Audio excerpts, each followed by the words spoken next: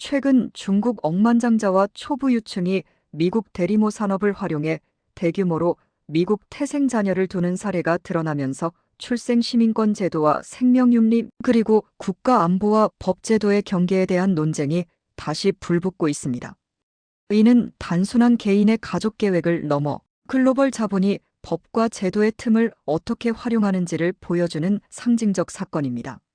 저는 생명윤리와 국제법, 가족법 교차 영역을 연구해온 전문가의 시각에서 이 사안을 사실에 기반해 차분히 짚어보고자 합니다.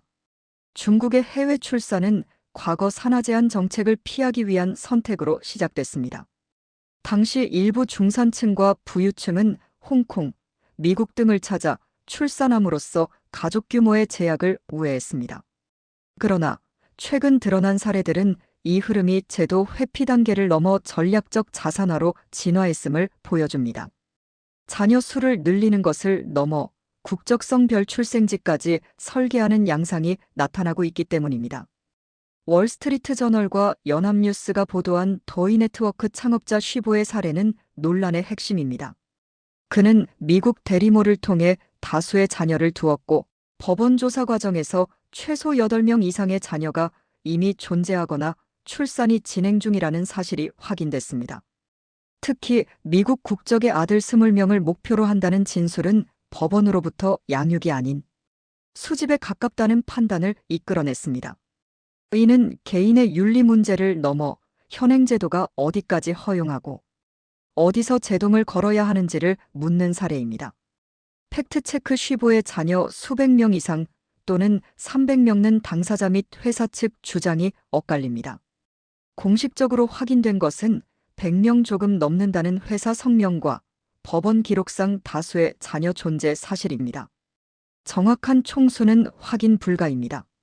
미국 내 대리모 산업은 의료, 법률, 중개, 육아 서비스가 결합된 고도화된 시장으로 성장했습니다.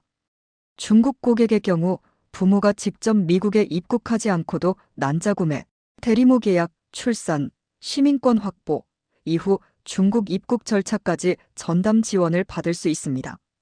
아이 1인당 최대 20만 달러에 이르는 비용은 진입 장벽이지만 동시에 이 시장이 초부유층 중심으로 재편되고 있음을 보여줍니다. 미국이 선호되는 가장 큰 이유는 출생 시민권 제도입니다. 미국 수정헌법 14조는 미국 영토에서 태어난 모든 사람에게 시민권을 부여합니다.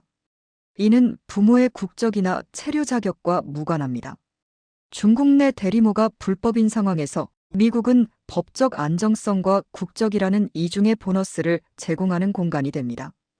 팩트체크 미국의 출생 시민권은 현재까지 연방 차원에서 유효하며 일부 정치권의 제한 시도는 아직 입법화되지 않았습니다. 전문가들이 가장 우려하는 지점은 아동의 권리입니다. 다수의 자녀를 동시에 계획적으로 출산시키되 부모가 직접 양육하지 않는 구조는 아이를 미래의 도구로 취급할 위험이 있습니다. 성별 선호, 혼인 전략, 가업 승계 목적 등은 현대 생명윤리 기준과 충돌합니다. 이는 대리모 여성의 신체 자기결정권 문제와도 맞닿아 있습니다. 미국 내에서도 경계의 목소리가 커지고 있습니다. 일부 상원의원은 외국인의 대리모 이용 제한 법안을 발의했고 연방수사국 FBI과 국토안보부는 특정 사례에 대한 조사에 착수했습니다. 이는 출생 시민권 자체를 문제 삼기보다는 조직적 상업적 악용 가능성에 초점이 맞춰져 있습니다. 이 문제는 미중 양국만의 이슈가 아닙니다. 국경을 넘는 생식 산업은 각국의 법윤리 기준 차이를 이용합니다.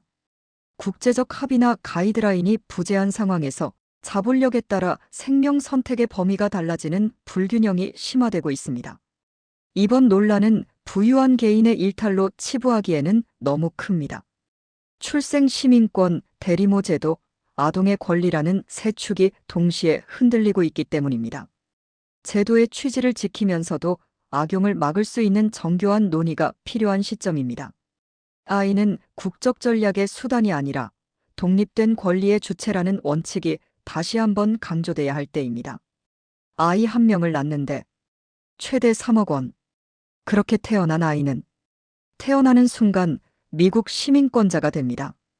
중국의 억만장자들은 지금 미국 대리모를 통해 수십 명, 많게는 100명이 넘는 미국 태생 자녀를 만들고 있습니다. 이건 가족 이야기일까요? 아니면 국적을 설계하는 비즈니스일까요? 미국 법은 어디까지 허용하고 아이의 권리는 누가 책임질까요? 지금부터 돈과 시민권 그리고 생명이 얽힌 가장 논쟁적인 이야기를 시작합니다. 출생 시민권은 보호를 위한 제도입니다. 하지만 지금 우리는 묻지 않을 수 없습니다. 아이를 위한 제도인가, 자본을 위한 통로가 되어버린 것은 아닌지. 이 질문에 답하지 않는다면 다음 논란은 더 커질 수밖에 없습니다. 여러분의 생각은 어떠신가요? 댓글로 의견을 남겨주세요. 구독과 좋아요는 깊이 있는 이슈 분석에 큰 힘이 됩니다.